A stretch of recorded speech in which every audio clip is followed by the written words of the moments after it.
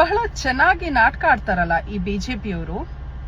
ಯಾರ್ದೋ ಮನೆ ಸುಟ್ಟು ಹೋಗ್ತಾ ಇದ್ರೆ ಆ ಬೆಂಕಿನಲ್ಲಿ ಅನ್ನ ಬೇಯಿಸ್ಕೊಂಡು ತಿನ್ನುವಂತಹವರು ಬಿಜೆಪಿಯರು.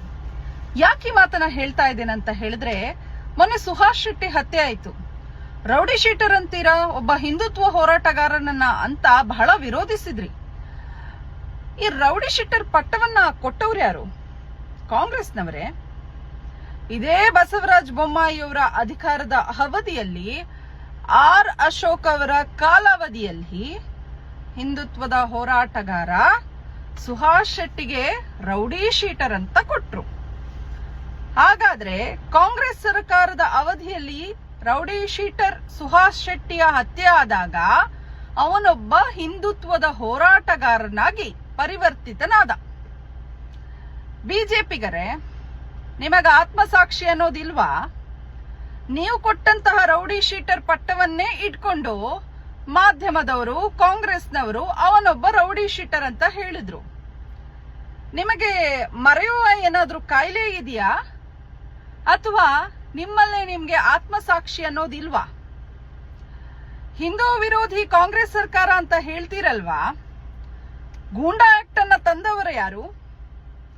ಬಸವರಾಜ ಬೊಮ್ಮಾಯಿಯ ಅವಧಿಯಲ್ಲಿ ಹಿಂದೂ ಪರ ಕೆಲಸ ಮಾಡ್ತಾ ಇದ್ದವರ ಮೇಲೆ ಗೂಂಡಾ ಆಕ್ಟ್ ಅನ್ನ ತಂದ್ರು. ಈಗ ಹೇಳ್ತಾ ಇದ್ದೀರಾ ಕಾಂಗ್ರೆಸ್ ಹಿಂದೂ ವಿರೋಧಿ ಅಂತ. ಹೌದು, ಕಾಂಗ್ರೆಸ್ ವಿರೋಧಿಸ್ತದೆ.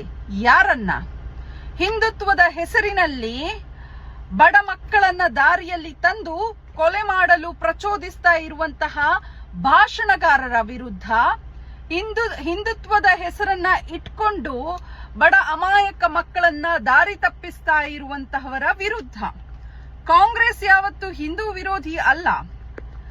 ಕಾಂಗ್ರೆಸ್ ಯಾವತ್ತೂ ಕೂಡ ಸರಿ ತಪ್ಪುಗಳನ್ನ ಅವಲೋಕಿಸಿ ತಪ್ಪು ಮಾಡುವವರ ವಿರುದ್ಧವಾಗಿ ಧ್ವನಿ ಎತ್ತುವಂತಹ ಪಕ್ಷ. ಯಾಕೆ ಮಾತನ್ನ ಹೇಳ್ತಾ ಇದ್ದೇನೆಂದ್ರೆ, ಮೊನ್ನೆ ಗಡಿಪಾರು ಆದೇಶವನ್ನ ಕೊಟ್ಟಾಗ ಬಿಜೆಪಿಯವರು ಹೇಳಿದ್ರು ಕಾಂಗ್ರೆಸ್ನವರು ಹಿಂದೂ ವಿರೋಧಿಗಳು, ಕೇವಲ ಹಿಂದೂಗಳನ್ನ ಗಡಿಪಾರು ಮಾಡ್ತಾ ಇದ್ದಾರೆ ಅಂತ. ಎಲ್ಲೋ ಬಹುಶಃ ಕಣ್ಣಿನ ದೃಷ್ಟಿಯಲ್ಲಿ ದೋಷ ಇರಬೇಕು ಬಿಜೆಪಿಯವರಿಗೆ.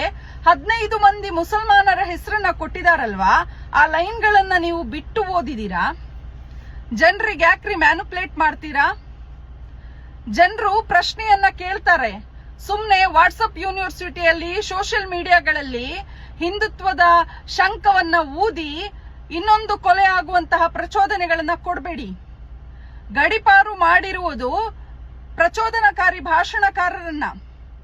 ಗಡಿಪಾರು ಮಾಡುವಂತಹದ್ದು ಇವರಿಂದ ಕೋಮುಗಲಭೆಗಳು ಆಗುವ ಸಾಧ್ಯತೆಗಳು ಇದೆ ಅಂತ ಆ ರೀಸನ್ ಅನ್ನ ಇಟ್ಕೊಂಡು. ಕರಾವಳಿಗರಿಗೆ ಶಾಂತಿ ಬೇಕು, ಗಲಭೆ ಅಲ್ಲ. ಸೊ ದಯವಿಟ್ಟು ಬಿಜೆಪಿಯವರೇ, ನಿಮ್ಮ ಸರ್ಕಾರ ಅಂತೂ ಬಿದ್ದು ಹೋಗಿದೆ.